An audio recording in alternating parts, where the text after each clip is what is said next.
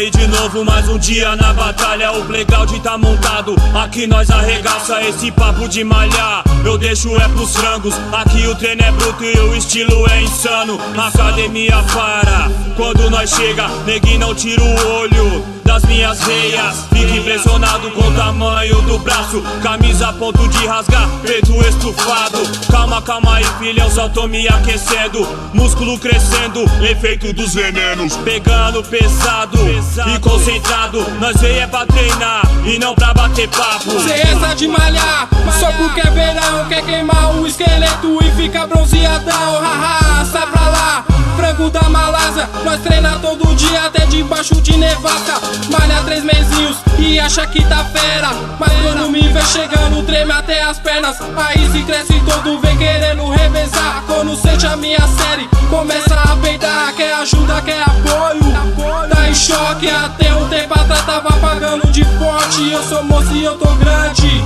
tô trincado. Na segunda série já tá envergando os braços.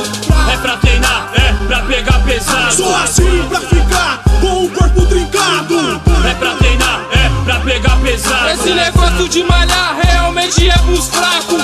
É pra treinar, é pra pegar pesado. Sou assim pra ficar com o corpo trincado. É pra treinar, é pra pegar pesado. Esse negócio de malhar realmente é pros fracos. Os moleque me admira e vive perguntando há quanto tempo eu já treino, o que eu tô tomando. É bomba ou suplemento? Passa a caminhada.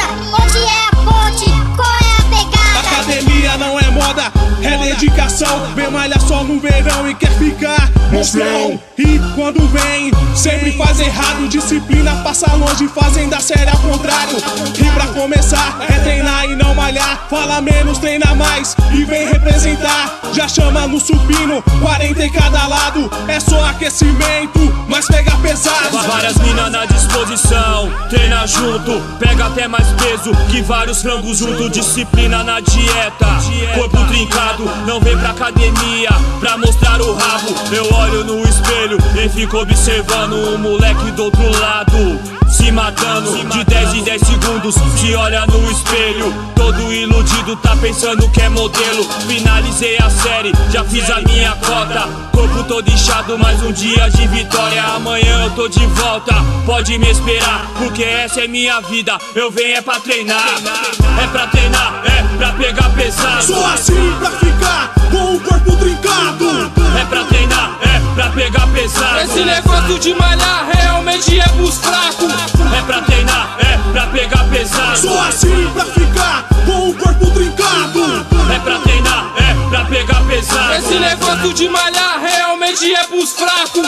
É pra treinar, é pra pegar pesado. Sou assim pra ficar com o corpo trincado. É pra treinar, é pra pegar pesado. Esse negócio de malhar realmente é pros fracos.